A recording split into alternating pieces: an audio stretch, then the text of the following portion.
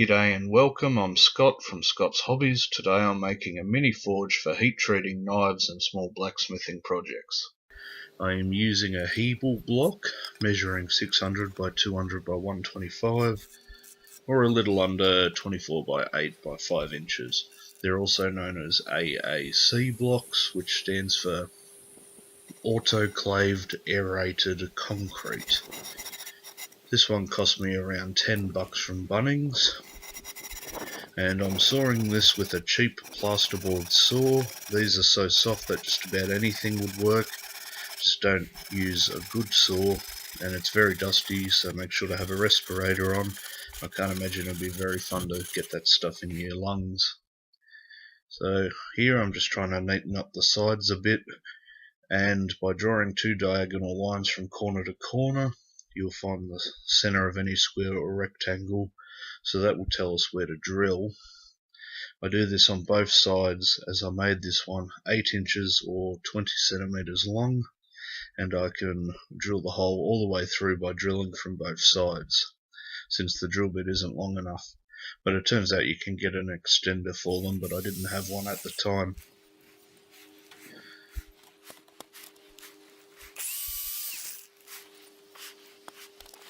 Makes quite a mess too.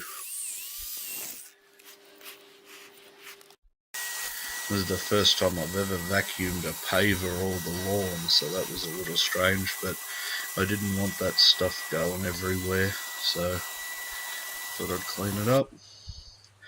And I got these rasps for a couple bucks from the store that was closing down, and I thought they'd be perfect for this. They worked well. Let's just say they weren't the best quality, but they're a little wonky. That one had a bend in it, and this last one's really wonky. So using these, I continue to enlarge the hole, and I get it to about 38 mil or 1.75 inches. I had a spare paper towel roll which just so happened to be close enough to that size, so I just used it to poke through and to get the size right. I then used a spade bit just a little larger than the burner nozzle to drill a hole for it. Then I tested out for the first time to see if I can get a knife blank up to temperature.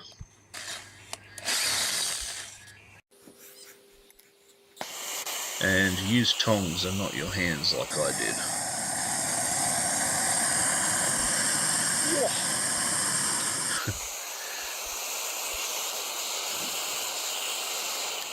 As you can see here, I made two others out of the remainder of the block. I tried different hole positions and hole sizes. One was 1.25 inches and 1 inch respectively, and those other two I only drilled 4.5 inches deep, and they're about 6 inches long. Now it's time to test what is possibly the worst rasp in the world. I wanted to see if it was bend or snap. As you can see, it bent, so I doubt they did very well on the heat treat. So I decided to try harden a snapped off piece in water with my new mini forge. I'm using the 1 inch hole one here, and I don't really like where the burner hole is. The heat doesn't really get to the back of the forge. So next I try the 1.25 inch one with the burner hole in the front, angled towards the back. Works great. Doesn't do the back too well, but it is the best out of the three. Moving the steel around through the hottest part helps get an even heat at the end of your piece or the tip of the knife. And here I try, there's the planch in water, and here I try break it, hoping it would be brittle with my masterful blacksmithing technique.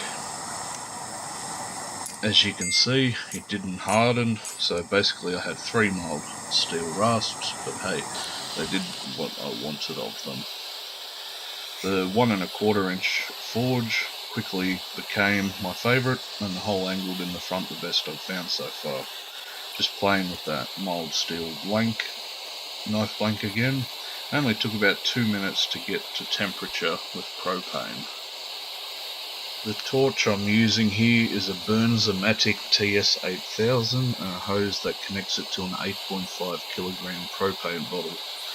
I burnt it for a good 15 minutes straight, probably 20 minutes total for the day, and the sides of the forge were still cold enough to touch, though the thinnest bits were getting close to hard to hold.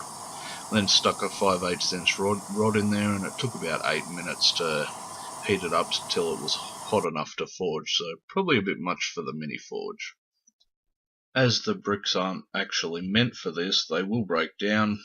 The 1¼ inch one burnt for about 20 minutes and has some small cracks in it, but it'll be fine for heat treating blades, and I can make 4 that size for $10, so I can't really complain. I'll do an update video in the future once I've used them a bit to let you know how they hold up. Thanks for watching, and don't forget to subscribe, like and comment, and have a good one.